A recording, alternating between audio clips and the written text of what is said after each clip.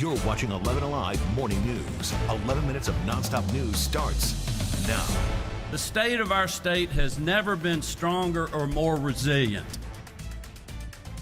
Governor Brian Kemp lays out plans and priorities for Georgia, how they'll impact your child in the classroom.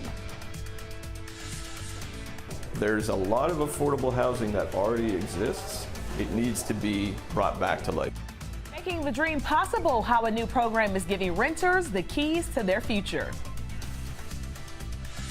Pretty chilly starting off this morning. Temperatures are down into the 30s. What a difference a day makes. It will be much cooler than it was just yesterday. I have the details for you coming up. Right now, firefighters are checking out some potential hot spots after a large fire at an abandoned church overnight.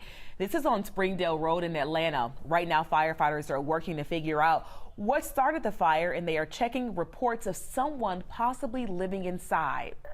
Well, from public safety to health care, Governor Brian Kemp is laying out his top priorities for the state in his second term. In his State of the State address, he detailed plans to improve education and tackle pandemic learning loss. Molly Oak breaks it down. Well, the governor says the state has never been stronger, especially when it comes to education. Governor Brian Kemp went over the challenges the state's faced the past 4 years in his State of the State address yesterday, many centering around the education system with years of cutbacks, which was made even worse when the pandemic hit. While Democrats called for $10,000 pay raises for teachers, the governor is proposing $2,000 pay raises for teachers and all state employees in the next budget. He hopes more pay attracts more teachers as hundreds of educators left during the pandemic. And for the first time in over a decade, Kemp also pledged to fully fund the Hope Scholarship and Grant Awards to cover 100% of tuition. We're putting precious state dollars where our priorities are, including every level of education to grow a generation of highly skilled workers. Now, those are just a couple of the points he made regarding education. More details on how he hopes to bring more teachers back to the classrooms on 11alive.com. Back to you all.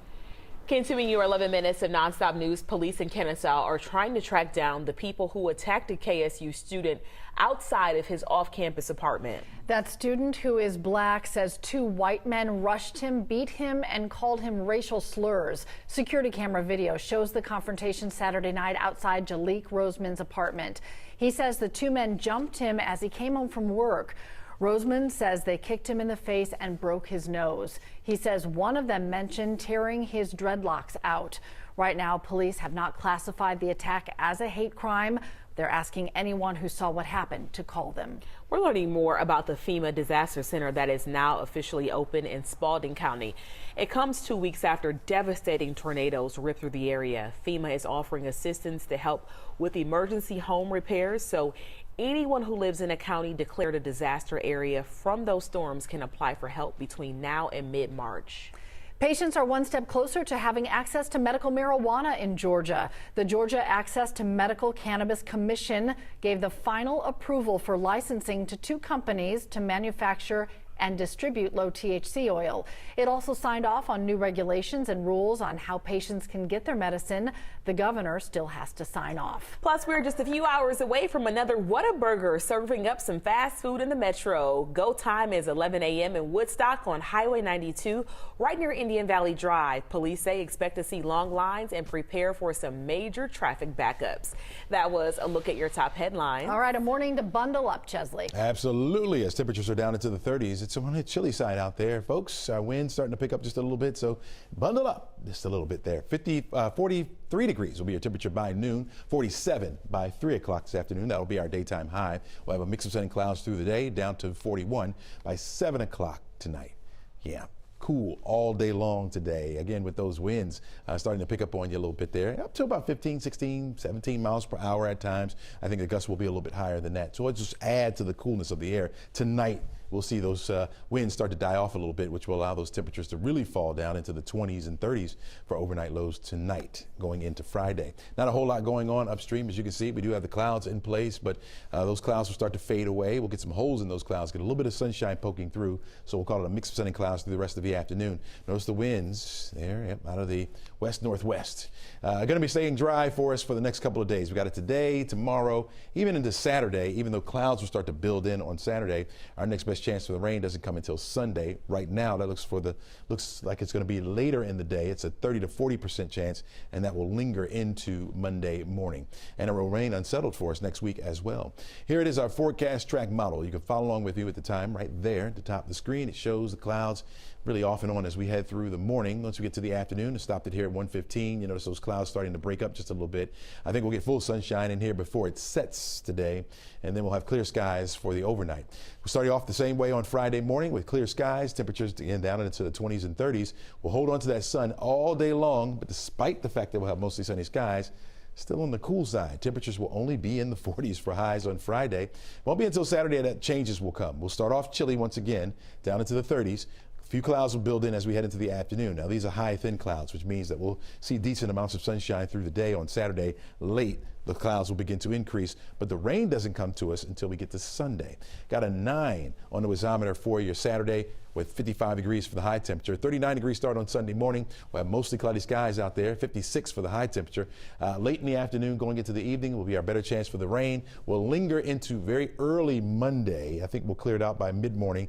We'll get some sunshine in here before it sets on Monday. Only got a 20% chance for the rain, 61 for the high temperature. So starting to get on up there a little bit as we head into next week, but we'll keep the chances for the rain in place for Tuesday and Wednesday as well. Sticking with your 11 minutes of nonstop news, the mayor of the city of South Fulton and rapper Young Dro will be hosting a town hall on gun violence today.